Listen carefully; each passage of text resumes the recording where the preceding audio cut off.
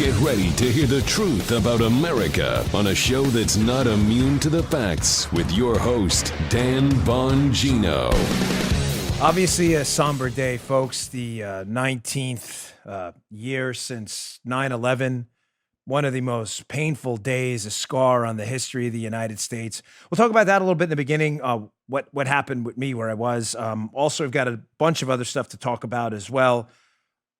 Just an astonishing break in the Mueller case. They wiped out cell phones. They did what? They wiped out. This was supposed to be the probe into criminal activity, not the probe for criminal activity.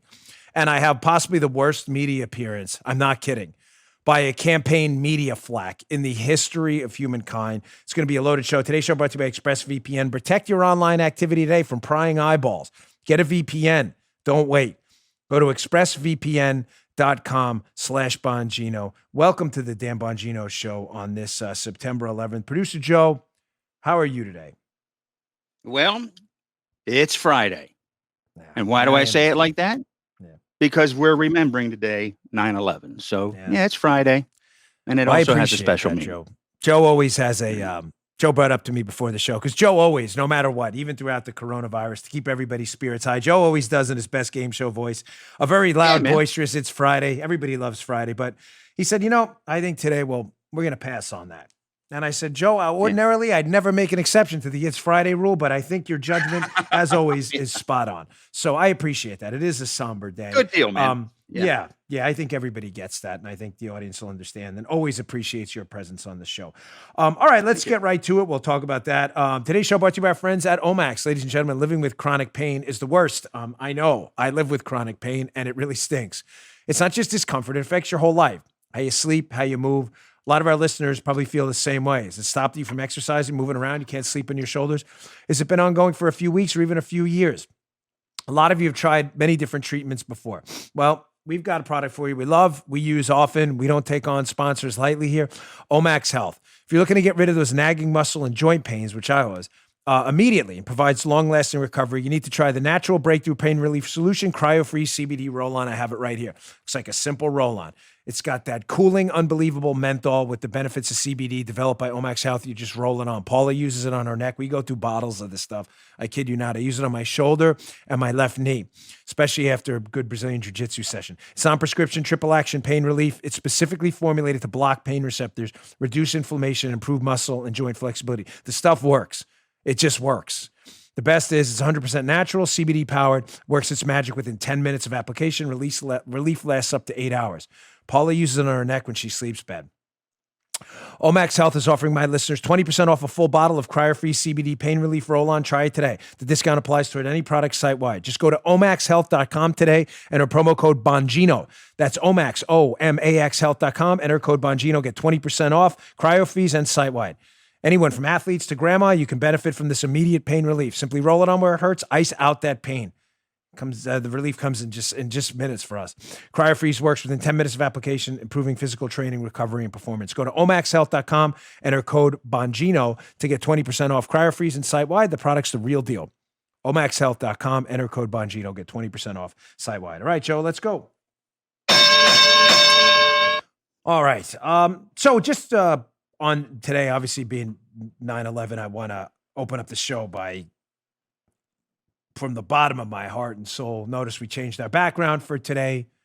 It's because this is one of those days, I think, hopefully, and I mean that, hopefully, whether you're my political opponent or not, you're not my enemy. If you're not my enemy, you're an American citizen. And if we can agree to disagree on issues, then you fight your way at the voting booth, I'll fight my way. But in the end, we should be both trying to advance the cause of a better America tomorrow. Can we all agree on that, especially today? It was one of the moments of unity in my lifetime where no one really asked what your politics were. September 11th and the days afterwards, everybody understood that our country was at risk. I want to thank the heroes and patriots, and God rest the souls of those who died. I gave a speech in the Panhandle of Florida once, and a Texas senator by the name of Brian Birdwell, he was up there speaking. He was in 9/11 that day. He had the Pentagon. He was in in the Pentagon. I'm sorry, it's such an emotional story for me. And I had to speak after him. And ladies and gentlemen, it was the worst speaking spot ever. Speaking after Brian Birdwell, who went to the bathroom. He was in the Pentagon and the plane hit and found himself in flames, covered in jet fuel, scarred over most of his body. But his speech and what happened to him and how he proceeded to try and help and save others, despite being literally on fire, was one of the most dramatic things I've ever heard in my life. Can you imagine going up and trying to speak? I was ready to just say what he said and just walk off the stage because I really had nothing to add. What do I have to say? But 9/11 was an interesting time in my life as well because I met my wife 2 weeks prior. I'm sorry, 1 week prior. Paula's a fact checker for us on the show. As always, she always has the data correct. But I met her a week prior on a blind date. Paula worked down there right where the pit was in 9/11 by the World Trade Center. She worked in the building right next to it in 120 Broadway at the Securities Industry Association at the time. And I met her and I really, obviously, right away was smitten with her. And I knew what was going on. I was a Secret Service agent at the time working in the Long Island office right outside of New York City. And I'm calling her on her cell phone on that day as all this is going down and she's not answering. Now, I'd only met her a week. I didn't want to be creepy, but I was really worried. So I left a message in her house. I was terrified. I knew she was down there. And it turned out she was in Las Vegas visiting her mom who had lived there at the time. And we wound up connecting and I was relieved. But we knew something was up because we were getting ready to serve a search warrant. So I'm in this small office in Melville, Long Island, about, 20 minutes outside the city, 30 minutes outside the city. And we're getting ready to serve a search warrant the morning of 9/11 on a guy who was selling diamonds on eBay. Some of you heard the story before. The catch is he didn't have any diamonds. He was selling you nothing. So we were getting ready to arrest him. We did it was the early days of the internet and eBay, and Amazon wasn't even selling products back then like they are now. It was still a bookstore. And we're sitting in the office getting ready to plan the search warrant. It's 8 o'clock in the morning. And I remember this agent, Tom, he big guy, came running, an old hockey player. And he said, "Oh my gosh, I was just talking to Maurice." And we had an office at 7 World Trade Center. And he said, "I heard a bomb went off in the World Trade Center." We all ran into the TV. We turned on the TV and The View was on. I remember, and nothing, which I'm like, well, a bomb went off in the World Trade Center. Why isn't it breaking news? Well, of course, then breaking news came on. And they said that a plane had hit and struck the World Trade Center. And nobody knew if it was an accident or not. But there was an agent in that small group. There were about 10 of us in the office. That was it. It was a Long Island office of the Secret Service. So it was small. And there was a guy, an agent by the name of Paul there, who conveniently had been a navigator in the Navy. Pilot, navigator. So he spent his whole life up in the air in planes. He was a navigator. I mean, you talk about the perfect guy to have there at the moment to analyze what was going on. And he looked at us all, and I'll never forget. And he said, "That was no accident." He's like, I've been navigating in planes my entire life. It was, for those of you who remember what New York looked like on 9/11, the sky was crystal clear. He said that was no accident. And of course, the other plane hit just minutes later, and everybody at that point knew. We got all of our whatever we could gather, our equipment. We headed on over to John F. Kennedy Airport, where the Secret Service had another office at the time. And we sat there and we just watched, the list. We had a list of agents we had to contact. We spent the whole day trying to contact them. Remember, the UN was going on, the United Nations General Assembly at the time. And all these agents were in town. We couldn't find them. Finally, by the end of the night, we had contacted everyone except these 2 guys. And we thought they had perished. Well, it turns out one of them, right before midnight or so, wound up getting in touch. He was in Nigeria, this guy, Kevin. He was in Nigeria on a task force case. So he was okay. But the last Secret Service employee, he didn't make it. He was very heroic and was down there. They believe he was in the plaza trying to render aid. He was a paramedic, and he didn't make it. So we want to remember those folks today. And like I said, I met Paula right around there, and it's just always been weird because it's the most painful moment of our lifetimes. I'm not sure if our younger listeners who listen to this show, I adore your support. I really do. I appreciate when I see you in public and I get a little fist pound from you. I love it.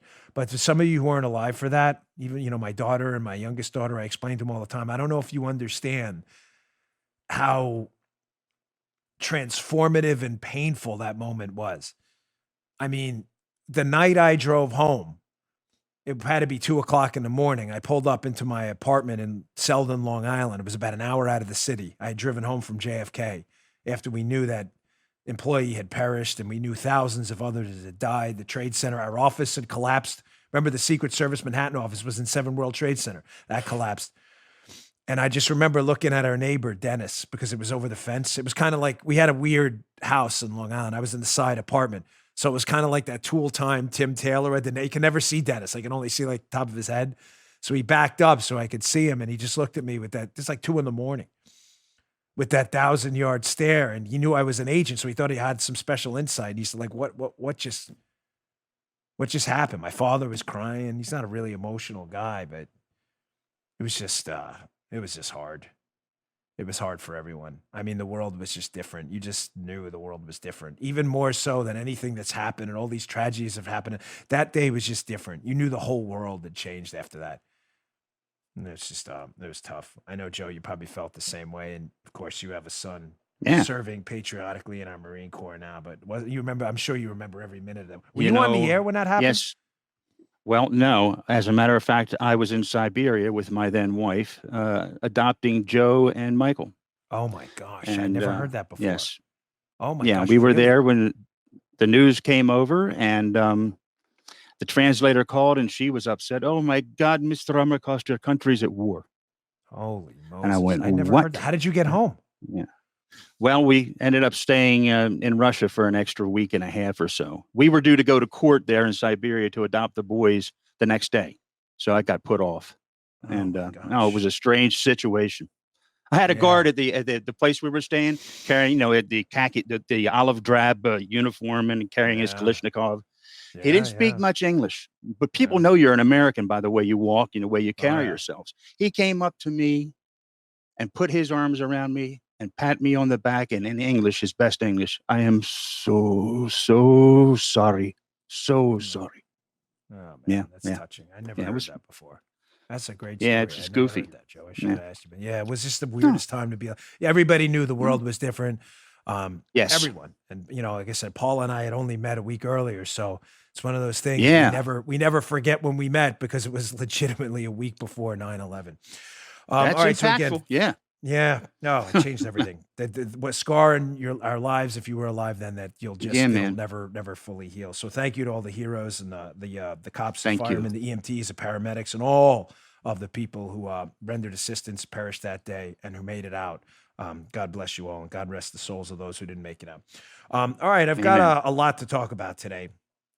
So given that it's such a macabre moment, let's try some lighter stuff because, we do have a presidential campaign going on. It's been a loaded news cycle. And man, I've got to tell you, I was watching Fox News last night, as I frequently do. I'm not just a contributor, but I'm a consumer of their content as well. And I'm sitting there, I'm watching Bret Baier's show. And, Bret's a straight news guy, folks. He's a news guy. That's what he does. He is, my humble opinion, I don't have much of a relationship with Bret. I don't say that to be, I work at Fox, but Fox never tells me what to say. They don't say, hey, make sure Bret looks good on your shirt. Nobody ever says that to me. I'm allowed to do whatever I want. I've had an issue with some, reporters who, as you've seen in the last few days. But I'm telling you right now, what I know about Bret, and I watch his shows, he's a straight news guy. If you come on as a Republican, he's going to ask you tough questions. You come on as a Democrat, he's going to ask you tough questions. Well, last night was the embodiment of that. He had Tim Murtaugh on from the Trump campaign. He had a few tough questions about the Bob Woodward interview. Fair enough. But before that, Bret Baier has on TJ Ducklow. Now, if there was ever like a guy who looked unprepared for an interview on Bret Baier's show. I know, Joe got the cheat because it's a video clip. Remember, Joe always sees a video before. He doesn't see any other stuff. This is hilarious. This guy went on Bret Baier's show. I don't know if he thought he was going to get a softball interview. I don't know what he was thinking. He's obviously never done Bret Baier's show. So TJ Ducklow from the Biden campaign, in one of the worst media appearances I've ever seen, I brought it up on Hannity last night. It was so bad. I said, if we could only get the Trump campaign to have TJ Ducklow on the air, even though he works for the Biden campaign every day, I think we'd win in a 50-state landslide. This kid was an embarrassment. A total embarrassment. He comes on the air totally, completely unprepared to answer a question. So Bret Baier asks him a question, basically saying, hey, listen, you guys are out there knocking Trump about this coronavirus response. But when, Trump passed the travel ban to keep possibly infected Chinese residents from coming to the United States, bringing the coronavirus with them, Biden said it was xenophobic. He didn't support it. Ducklow thinks, oh, well, you know what I'll do? I'll just attack Bret Baier. This is about a 1:40 clip. The most embarrassing media appearance for a media flack I've seen in a long time. We're going to call this the worst media appearance ever. EVA, ever. Check this out. What specifically would the former vice president have done? Well, let's get a few things straight. The vice president was not against the travel ban, first of all. Second of all, let's remember an important, Brett, let's remember an important distinction. Donald Trump was the president of the United States. It was on Donald Trump. I'm asking you if Joe Biden was the president of the United States. It was on Donald Trump to take action to actually protect the American people. He closed the travel to China. Joe Biden wrote an op-ed in USA Today in January warning that the threat was coming. Joe Biden said in February that Donald Trump should get people on the ground in China. What did Donald Trump do? Donald Trump was praising China. Donald Trump was praising President Xi's response, saying that they had it under control, when clearly he knew, as we now know from Bob Woodward, they did not have it under control. He should have been protecting the American people. He should have been putting real plans in place. So let me just clarify. Actually confront this incredibly dangerous threat. Let me just clarify. You're saying that Joe Biden was for closing down travel from China when the president did it? Joe Biden has been clear, and I can send you the fact checks if they're helpful, Brett. Joe Biden has been clear that he was not against that travel ban. But he was for it? Joe Biden has been clear about this, Brett. I can send you the fact checks if they're helpful. This has been fact checked into oblivion. Okay, I'm just asking you the question. You're saying yes, he was for the China travel ban when the president implemented it 48 hours after receiving that briefing. The important thing about the travel ban, yes or no? I know, Brett, I know that you all like to cite the travel ban. I know the president No, the president does. That's why I'm bringing it up. Obviously, it's going to be in the debate. Brett, hold on. The important thing to know about the travel ban is that even after the president implemented that travel ban, says that he implemented it, tens of thousands of people came in and out of the country. I'm going to take it that you're not going to answer that question. You're going to send me some fact checks. What was Donald Trump doing, Brett? He was ignoring the virus. Let's continue to fact check. He was praising China. Go ahead. Let's continue to fact check. Can someone please, on the Trump campaign, can you recruit this guy? I'm not kidding. How do we get this guy on the news every night? I said on Hannity last night, which obviously is after the Bret Baier show, I'm doing an appearance. I said, I think this guy probably cost Biden 100,000 votes last night. This interview has gone viral today because it's epidemic of what you see on the left. The utter failure to answer a simple question. Listen, I'm going to get into this hopefully at the end. Biden's a liar. He's not a good guy. I'm tired of hearing about how he's a good guy. The Scranton kid. Remember I do the Notre Dame fighting guy? He's not the Scranton kid. He's a liar and a fraud who has spent his whole life being paid by the taxpayers, using the power and money you've given him to leverage wealth for him and his family in corrupt deals overseas. That's who he is. And he's a liar. And his campaign flacks are liars and frauds. This is a simple question. Did Biden support the travel ban that nobody questioned saved lives, that Trump implemented? Did he support it or not? He was not against it. No, he was against it. Do I have to go back to this Wall Street Journal article yesterday by Karl Rove, which is worth your time? It's in yesterday's show notes.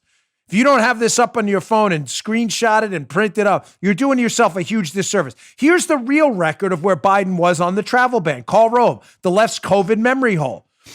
Let's go back to a screenshot from this piece about exactly what Biden said, which is TJ, whatever his name is, TJ Duplo, which he can't seem to figure out.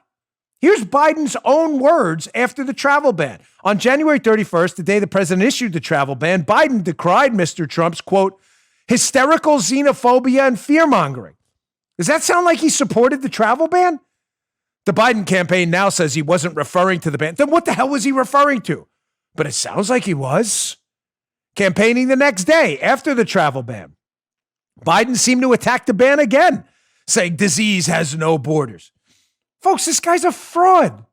Instead of Ducklow just coming out and saying, listen, and by the way, I'm not suggesting other politicians don't lie and BS you either, but that appearance was so bad and normal people see right through that spin. Ducklow should have just come out and said, hey, listen, There was a lot of confusion early on. The travel ban, if Biden was president, he probably would have done it too. He wouldn't have, but I'm just trying to give this guy a hint here. And you know what? There was confusion early on. Looking back on it, we probably would have done the same thing if we had access to that information. We didn't. Bad call. He can't do that. Why? Because they're liars and frauds. And this guy Duplo actually believes that this appearance makes Biden look good. Yeah. So was he, I mean, simple question, Joe, no? Was he for the travel ban or not? He wasn't against it. I mean, this is easy, right? I mean, you know, if Armacost up in Maryland has a bank rob next to his house, Joe, were you for the bank robber or not? I wasn't against it. Were you for the guy or not? This is not a hard question. No, that's really bad. Don't rob banks. This is not a hard question. Shockingly, the Duplo appearance gets worse. I want to get to the second video here from because believe it or not, this Duplo guy blows it even more. Like I said, the Trump campaign, please recruit this guy to do more appearances on media outlets. What a disaster. If he's not fired tomorrow from the Biden campaign, I'll be stunned. What an embarrassment. And listen, I get it, Duplo. You know, Duplo's going to be like, oh, you know, I have liberal privilege. Dan Bongino is what he's talking about. If Dan Bongino had to do media like I did, really? I've been doing media for 8 years. I've had some good ones, some bad ones. Never ever had an appearance where I just absolutely could not tell the truth no matter what. Sometimes you just got to eat it. You come out, you screw up, you're like, bad call. Sorry. Oh, not Duplo. All right, let me get to my second sponsor. I want to play just another video from this where the guy absolutely melts down. This is just terrific to watch. Today's show also brought to you by friends at Job Creators Network. Ladies and gentlemen, it's the most important election of our lifetime. You know it. I know it. Everything important is on the ballot. Everything. America itself is on the ballot. Supporting the police is on the ballot. Free speech is on the ballot. Voting rights are on the ballot. Economic freedom and liberty is on the ballot. School choice is on the ballot. Patient-controlled healthcare is on the ballot. Getting government red tape out of your life is on the ballot. Safety's on the ballot. Our way of life is on the ballot. Our culture's on the ballot. That's why I'm urging you now to join an effort. Urging you. An effort sponsored by Job Creators Network. They're working with the biggest conservative hosts in America. Hannity, Elder, Prager, Gorker, Gallagher, Hewitt, Bongino, I know that guy, Shapiro, Sarah Carter, and others. This election's about one thing, turnout. The leftists get their get out the vote machine. We need ours. And that's why I'm reading this spot, because it matters.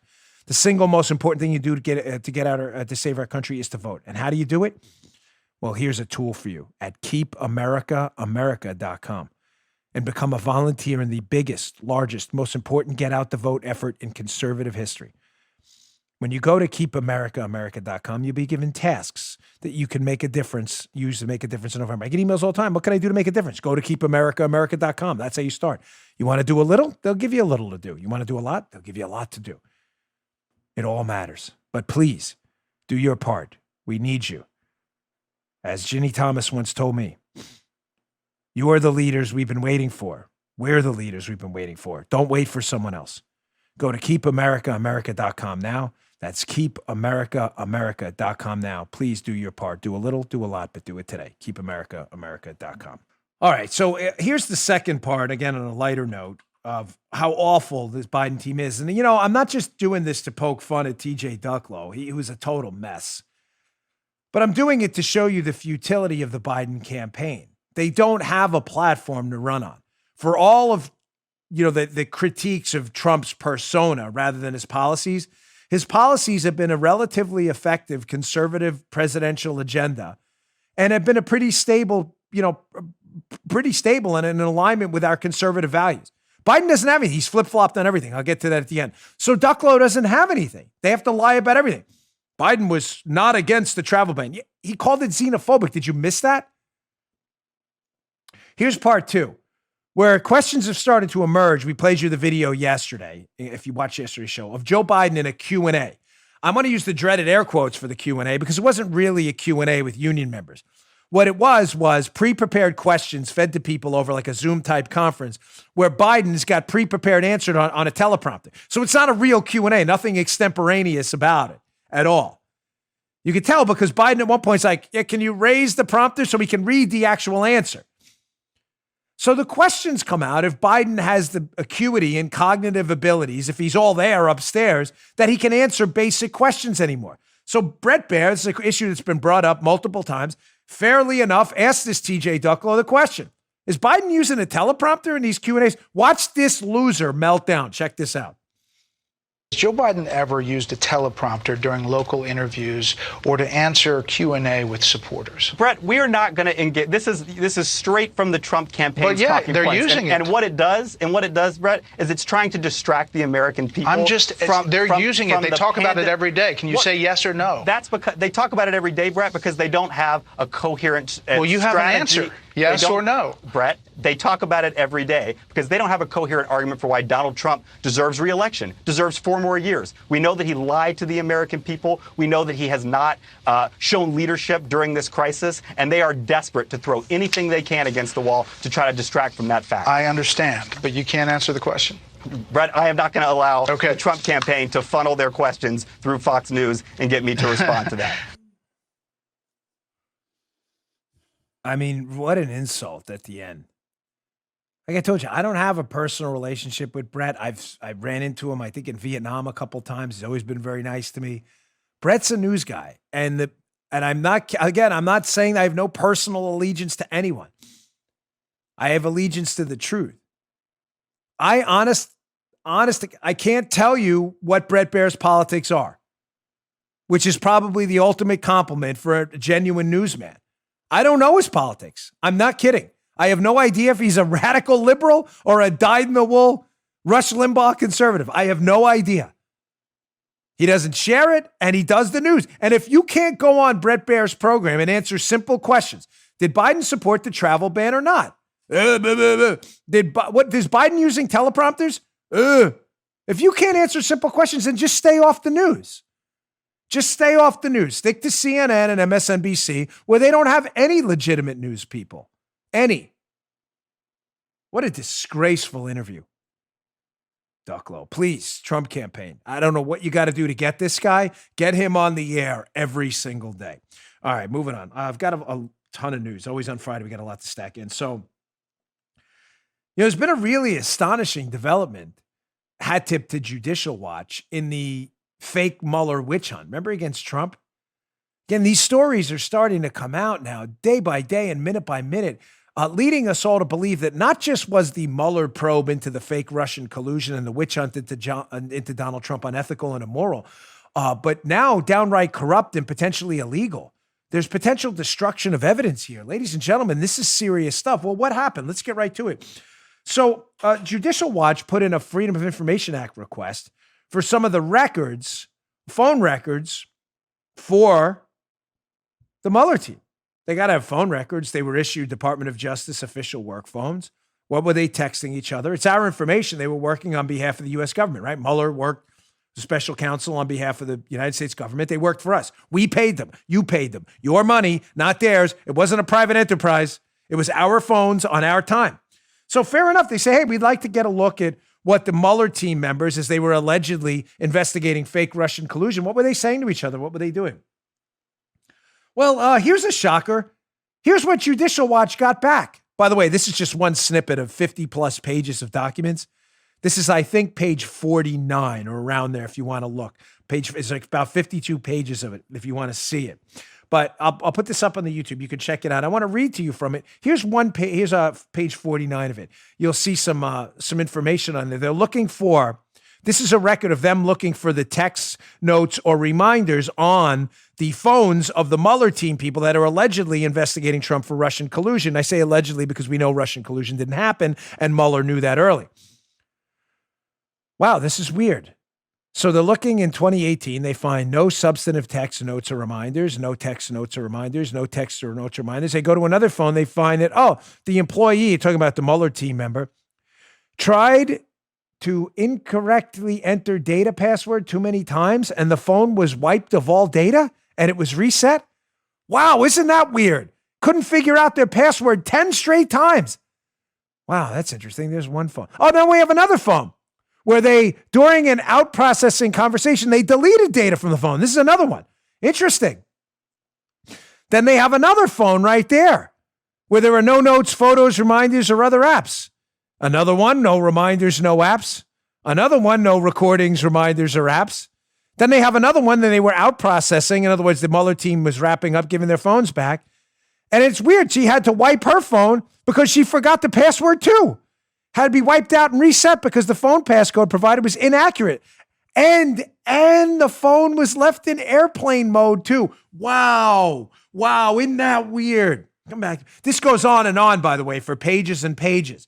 I believe it's up to 31 phones the Mueller team was using that were all mysteriously wiped out.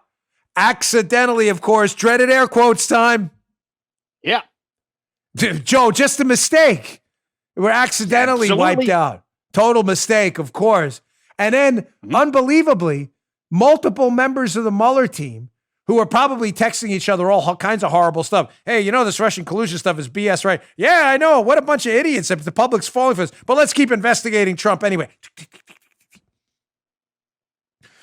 They couldn't find the data because multiple members of the team just forgot their passwords and magically entered them the 11th time instead of just trying to figure out the password, right? Which they forgot. Magically entered it the 11th time. And what do you know? Factory reset kicked in. And what do you know even worse? They had put the phones in airplane mode before they tried to enter the password. Why? So they couldn't be remotely accessed to reset because then it can't connect to Wi-Fi or the LTE cellular network because it's in airplane mode. Oh, just pull it airplane mode, out of airplane. You can't. The phone's locked.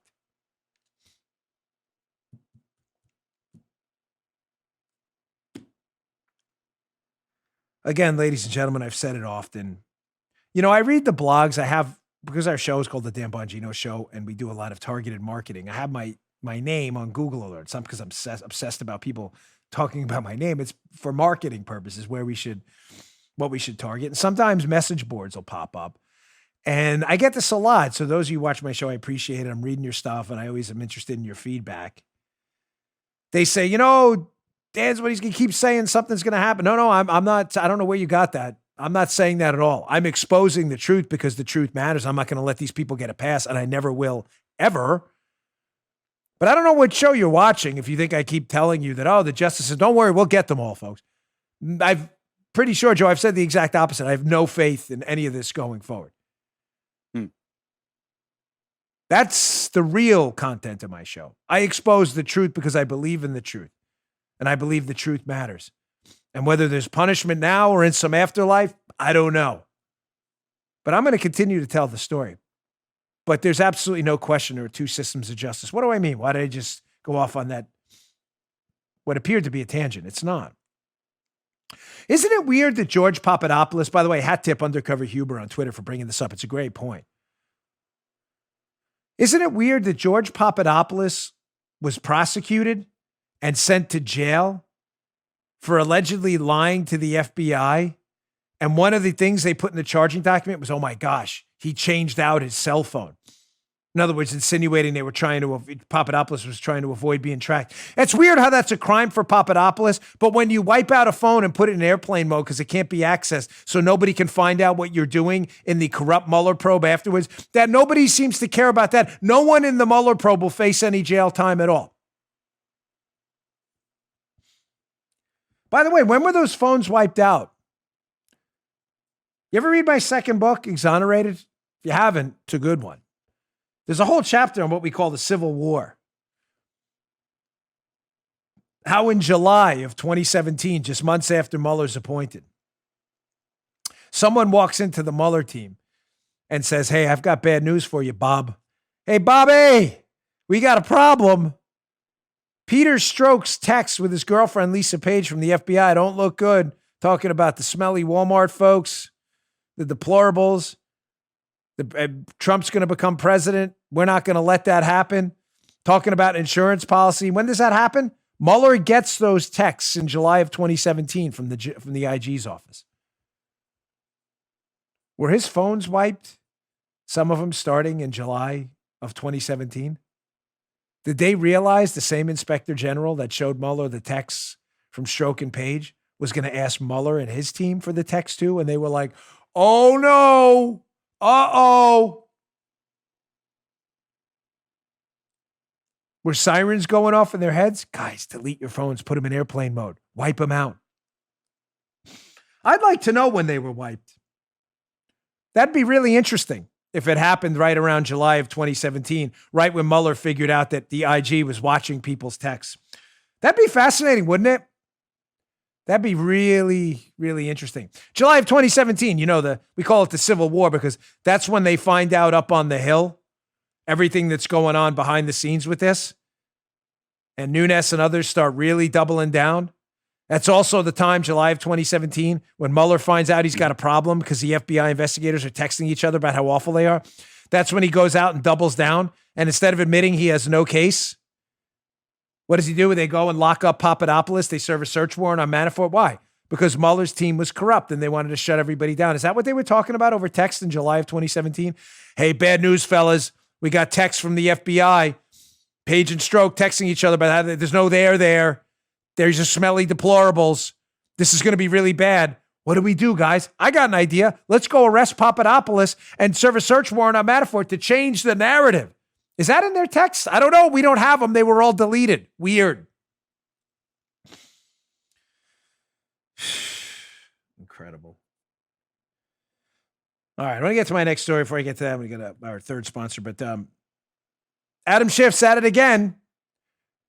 By the way, if Adam Schiff says something, you can roundly ignore it and be assured whatever Adam Schiff is saying, the opposite is in fact true. I think that's shown to be, if there was one thing that's a tautology, whatever Adam Schiff says, the opposite is almost always true. So he's emerged again like Nessie, the Loch Ness monster, head out of water. Here, Schiff has emerged again with a new fake whistleblower story where again, Schiff actually debunks himself. We'll get to that in a minute. Today's show also brought to you by Parler. As you know, I'm one of the stakeholders and shareholders in Parler. I love Parler. I pursued Parler early as an option. They were an advertiser on my show. Why? Because I'm tired of tech tyrants. I'm tired of them. Devin Nunes on our interview show we recorded last night, which will air on Saturday, addresses this topic too. He calls them the tech oligarchs. I'm tired of them, folks. Now, here are your options. I'm not telling you to dump your Twitter or Facebook account. You do whatever you want. I'm simply telling you that should not be your home base for social media anymore. Why? Why are you leaving your social media livelihood and ability to speak freely up to companies that absolutely hate you and don't want you there? Why? I don't understand. We started another option for you that is blowing up. It's the hottest social media property on the internet right now, hands down. The downloads of the app have been spectacular. It's called Parler. I talk about it a lot in the show. It's Parler. Parler. It's the news free speech social media app that will not silence your opinions and we will not violate your privacy. That's a twofer. It's very simple.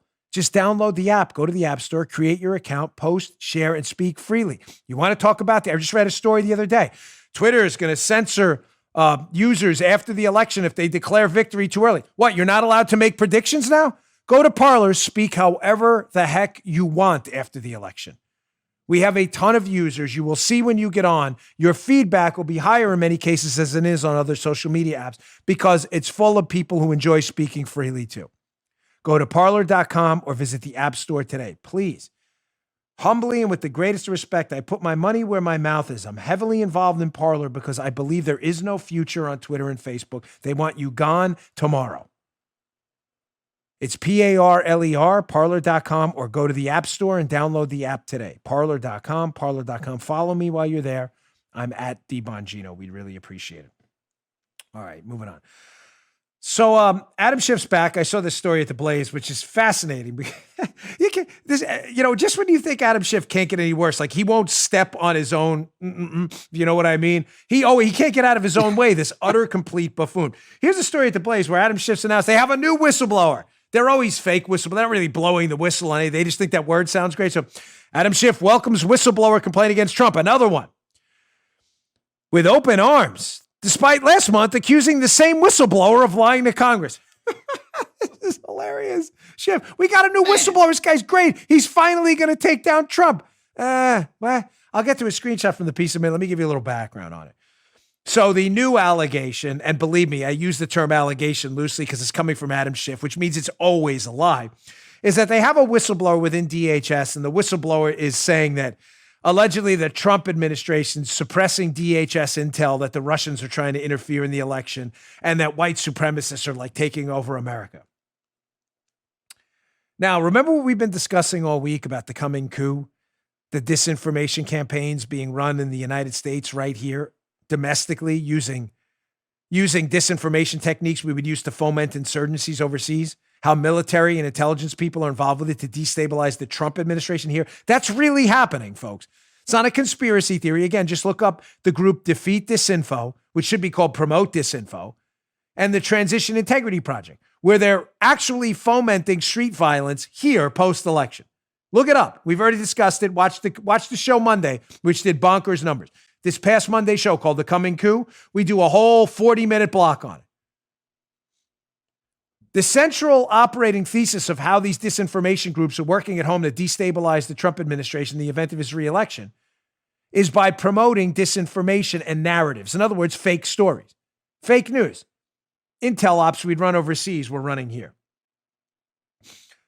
Well, what's one of the worst, most disingenuous fake narratives used against Trump? Or actually, let me give you the top two that have been used to destabilize him and ruin his credibility. Number one, that he's not a real president, that the Russians put him in office, right? You heard that one? Remember that? And what's the second one? That he is a devout racist and white supremacist. So therefore, the minority population of America should consider this guy a clear and present danger. Isn't it weird how this whistleblower magically appears then before the election saying, hey, we got a bunch of information in DHS about the Russians coming again for Trump and that how white supremacists are taking over the country. Isn't that weird how that happens right before the election and this whistleblower appears? But the whistleblower has a small problem. Let's go to what he's saying first. Let's take this screenshot from The Blaze. You can read this piece in the show notes. Again, Bongino.com/newsletter. Subscribe to the show notes. I suggest you do. Quote, The Blaze. Among the information allegedly censored, talking about this DHS information, were details regarding the rising threat of white supremacism and Russia's attempt to interfere in the 2020 election, according to DHS official Brian Murphy. Wow, you should remember that name. Who filed the formal whistleblower complaint with the Department Inspector General this week.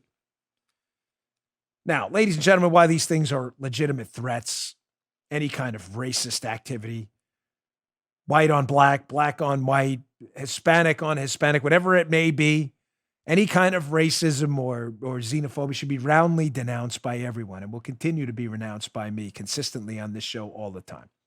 We're all children of God. Don't ever forget that. But do you really believe that these reports right now, given everything going on with Antifa and Black Lives Matter, riots, burning, looting in the city, that there's not a tinge of maybe a political narrative building effort here? The Russians are coming again. Trump, white supremacists, all that. Ladies and gentlemen, it's obvious that something's going on here meant to promote a disinformation op, again, to destabilize Trump. So, of course, Adam Schiff says, well, we can use this guy, Brian Murphy. He could be really useful. A former DHS guy saying, gosh, my information about this is being suppressed. There's no evidence that's true, of course. But they have a little problem with Brian Murphy.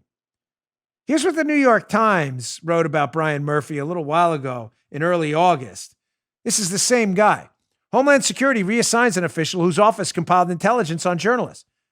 August 1st. Adam Goldman, Spygate conspirator.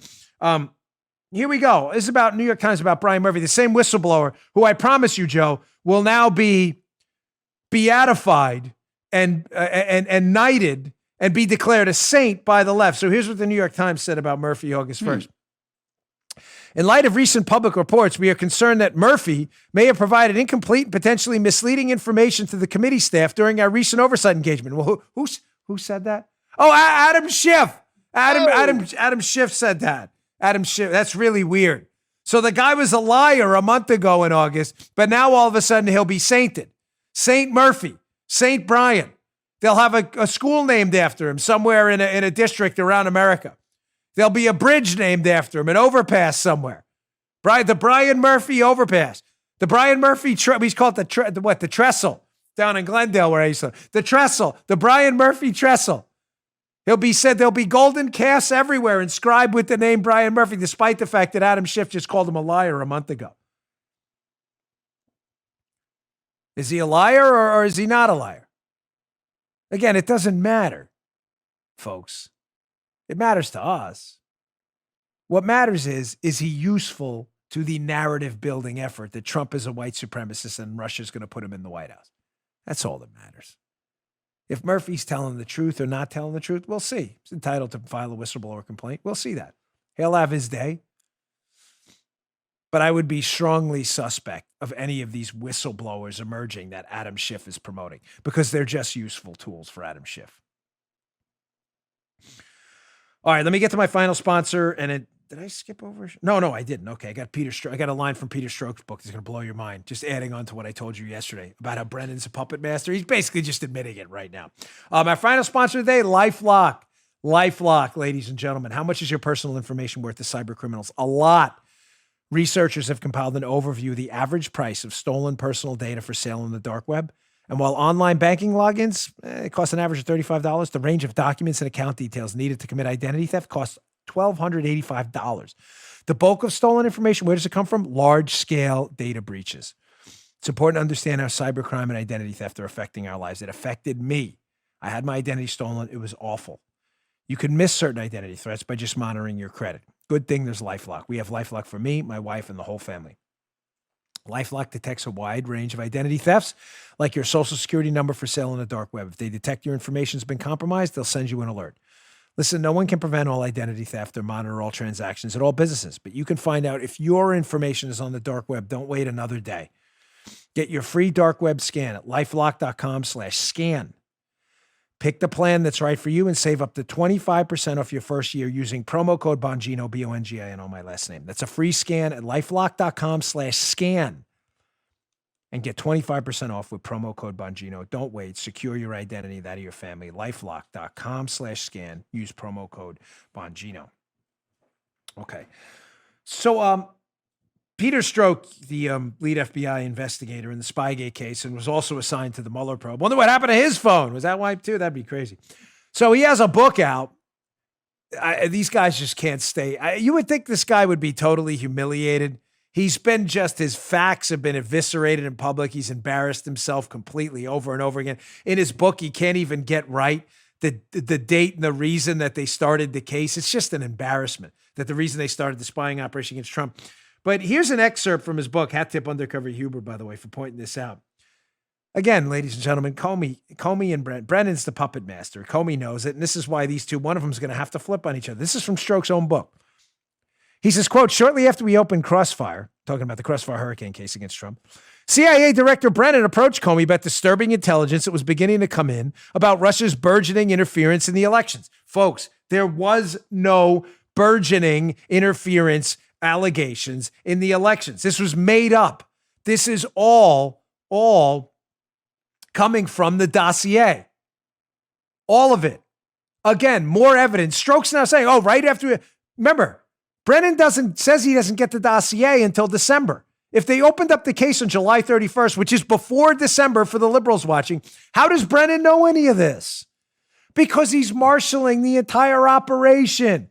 I interviewed Devin Nunes yesterday. It'll air on Saturday. Please watch it. It's really, really good. He brings up this unbelievable angle I'd never considered before about how Hillary's emails tied to this whole thing and the DNC hack or the alleged hack. Brennan was the puppet master, folks, behind this whole thing. He's the one pushing the FBI early on to investigate this. But to investigate what? I asked Nunes this in the interview multiple times. He gives a great answer. Where are they getting this from? Russia's interfering to help Trump. The dossier, that's it. There is no official intelligence about any of this, ladies and gentlemen. It's all a fake from day one. And now Stroke, because he can't keep his pen off his paper and can't shut his mouth, is basically admitting it in his own book. Frustrating. All right, moving on. A lot to get to today. So I've been telling you about disinformation operations. The coming coup. Our show on Monday, again, did bonkers numbers where I describe and lay out for you exactly how they're fomenting a color revolution, liberal Democrats and their media allies right here at home. And the tactics they use to foment insurgencies and revolutions overseas are being used right here, right now in the United States by former military folks who should be pledging allegiance to our country, instead are fomenting disinformation operations here. How do they do it? They destabilize the presidency with fake narratives, and they engage in narrative building to make you believe that these false stories are in fact true. You want to see how they do it through their media allies? Here is a perfect example. Hat tip Eddie Zipperer on social media where I saw this. This is just an A+ example of how to build a fake narrative to, again, make it seem like, what are the two damaging narratives against Trump they're going to use? He's a Russian asset and a traitor, and he's a white supremacist, because those they think are the two most damaging. You're going to see all kinds of fake stories right up into the election about these two things. Mark it. The verdict is in. Mark it today. You don't believe me? Here you go.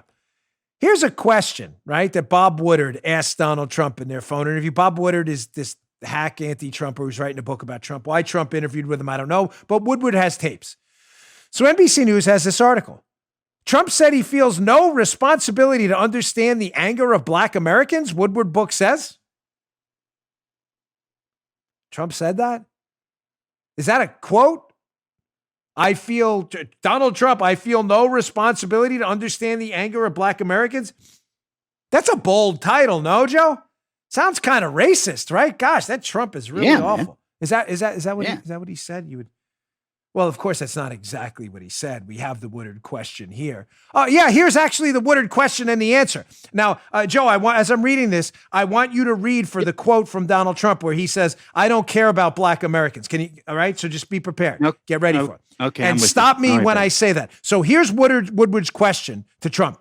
This is the actual question. Do you have any sense that the privilege has isolated and put you in a cave to a certain extent? As it put me, and I think lots of white privileged people in a cave, and we have to work our way out to understand the anger and the pain, particularly Black people feel in this country? Woodward asked Trump. No, Trump responded. You really drank the Kool-Aid, didn't you? Just listen to you. Wow. No, I don't feel that at all. You got more, don't you? Yeah, Paula, put up the second part of the quote, please. Because I haven't seen it yet. Joe. Yeah. Do you have it on video, right? Yeah. Joe, play the video. Okay. Thank you. We've gone black screen. That is not your YouTube account failing. That's Paula putting up the quote because it doesn't exist. That is the quote. Oh! Yeah.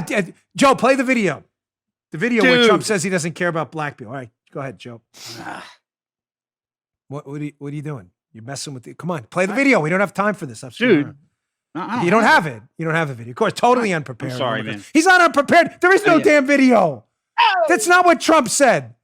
Trump did not say he doesn't care about Black Americans. He's making fun of Woodward for bringing up this dopey idea of white privilege. He doesn't say anything about, I don't care about Black Americans. So what's going on here? Again, a disinformation operation by former military people. They're out. This is not a conspiracy theory. They're talking to the New York Post and others. Stanley McChrystal and others. Read the articles. Watch my Monday show. They're not hiding this. It's a conspiracy theory. Really? An open conspiracy theory?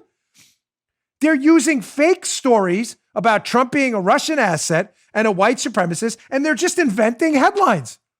Trump said he doesn't care about the plight of Black people. That quote was not in there. Paula can't find it. Joe can't find it because it doesn't exist. But that's what the headline says. Trump on Black people. I don't care. The reality is Trump's laughing at Woodward for being a tool like he is and bringing up dopey things in a conversation like white privilege.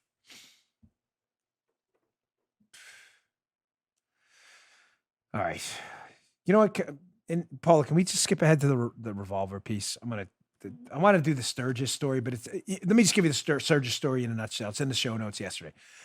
The leftists are trying to, Sturgis, the motorcycle rally, thousands of cases of coronavirus. It's not thousands of cases. It was 270. It's a fake story. But I want to move on again. It's a fake story. You can read it in the show notes. It's dumb. It's just made up. But while we're on this topic of fake narratives, disinformation operations here at home, and the coming coup they're planning, for real, the leftists, if Trump wins. There's an interesting Revolver article. This is worth your time. It's in yesterday's show notes. Revolver exclusive. Meet Norm Eisen, the legal hatchet man and central operative in the color revolution against President Trump, September 9th, 2020. This Revolver piece is really good. In there, they address how Norm Eisen, who ironically, Joe, this is hilarious, was President Obama's ethics czar. That's kind of hilarious, isn't it? his ethics are, how this guy Eisen has written books and is like the hatchet man behind the scenes organizing a massive disinformation, intelligence tactics op to destabilize Trump in the event he wins. How he's one of the guys behind the scenes doing this. And they talk about, again, the tactics they're using. From this revolver piece, how Eisen in his book and how he cites others who've used this stuff in the past. This is fascinating stuff. How they use this color revolution model overseas and they're using it here. Quote, a color revolution in this context. Now, listen to what it is. It's going to sound familiar, right? Refers to a specific type of coordinated attack that the United States government's been known to deploy against foreign regimes, particularly in Eastern Europe, deemed to be authoritarian and hostile to our interests. Rather than using a direct military intervention to effect regime change, as in Iraq, color revolutions attack a foreign regime by contesting its electoral legitimacy. Check, they're doing that now, here. Organizing mass protests and acts of civil disobedience. Check, they're doing that here. And leveraging media contacts to ensure favorable coverage to their agenda in the Western press. Check, they just did it in that NBC News article. Trump doesn't care about black people. That's not what he said at all. Interesting. They talk about in this piece how there's these playbooks out there. And when you read these playbooks, Norm Eisen, the work of Eisen and others, that they go through in this revolver piece, you're going to be like, holy Moses. They're engaging in an insurgency effort right here in the United States, right in front of our very eyes. The evidence is right in front of us. Remember the 2 rules of the conspiracy to take the government down. 1, don't talk about the conspiracy. And 2, blame the conspiracy on your opponent, which is exactly what they're doing. Everything they're doing, they're accusing Trump of doing. Trump's questioning the integrity of the mail-in ballots. No, he's not. The New York Times was questioning the integrity of the mail-in ballots in a 2012 article, and so was Bipartisan Commissions Forever. Trump's targeting racial minorities. No, you're doing that. You're the ones burning down minority neighborhoods. Trump's the one engaging in policies to employ Black and Hispanic Americans. This is the total opposite. This is total disinformation, folks. Why are they doing this? Well, they're doing it for obvious reasons. It's about power, but they're doing it to cover up for a flawed candidate. I said last night, and I'll say it again about Biden. Ladies and gentlemen, he is not a good guy. I opened up the show with this, and I'm going to end the show with this today. This is not a good guy. This is a corrupt career politician who has taken your tax dollars for 47 years to be in the highest positions of power in the United States government, a hair away from the presidency, both as the vice president and now as the Democrat nominee for president, who has lied and manipulated his way into enriching his family and one of his kids and other family members as well, using his own power as a carrot stick for foreigners to give his son a job. This is not a good guy. He is a liar and a fraud. And although I don't wish any ill will on anyone, and I never will, he is a man totally, utterly unprepared for the presidency. His cognitive abilities are obviously not there. And when his cognitive abilities were there, he was a corruptocrat. He is a liar. The media is covering for him. You need to have an alternative in the event of a color revolution. You need to have someone ready to move in the White House right away. Biden, unfortunately, is their guy, and they will defend him no matter what. He has lied about the travel ban. Opened up the show with that one. He's lied about redirecting police funding. He has said he absolutely wants to redirect police funding. That's a quote. Absolutely, when asked about redirecting police funding. He's going to hike your taxes. If you're middle class, you got a tax cut from Trump. Your rate was 25%. Trump tax cuts cut your rate to 22%. That rate is going to go back up 3 percentage points because Biden has sworn on the record multiple times he's going to repeal that tax cut. Very simple math, folks. It's not hard. He said he wants a mask mandate until he changed his mind on a mask mandate. He has said multiple times he's going to stop fracking and fossil fuels. Now he's saying Trump's accusing me of wanting to stop fracking. No, he's not. You're accusing yourself. We have the tape. You're a liar. He has said he's for the Hyde Amendment, preventing your federal tax dollars from taking the lives of children in the womb. Now he said, I was against the Hyde Amendment. No, he said he's a liar. The man, ladies and gentlemen, is an epic, colossal fraud.